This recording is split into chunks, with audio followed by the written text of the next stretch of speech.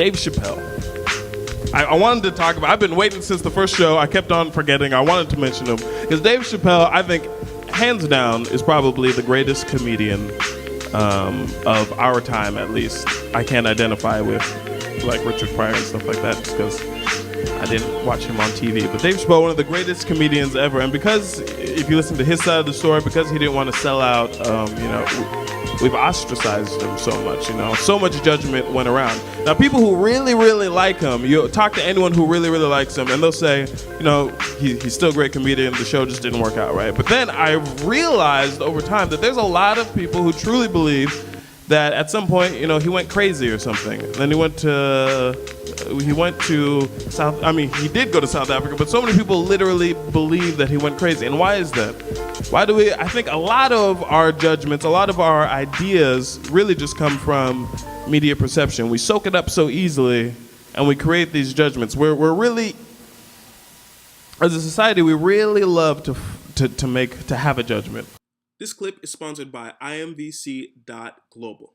What if we look like the change that we want to see in the world? If you want to see more from Kinyo Poetry Live, check out project4.tv. Actually, can I respond to the Dave Chappelle question and then the statement and then kind of like incorporate that? Yes, go ahead. All right. So I think with the whole entire Dave Chappelle and a plethora of other things in the media, right?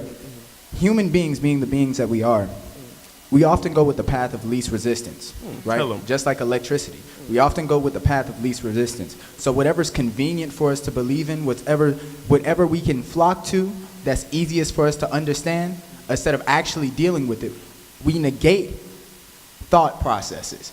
We negate free thinking. We actually ostracize free thinking.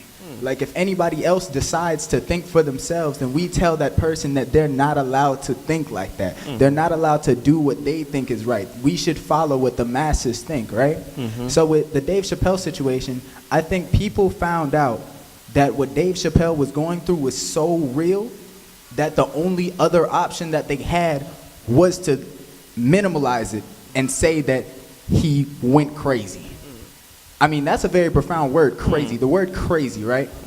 Crazy is no more than something else that another person can't understand. Right. That's all crazy is. Right.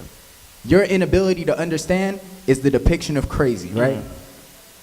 But that doesn't mean that it doesn't make sense in other people's minds. So with that being said, I think that what makes me so passionate that I would be reckless for it is humanity.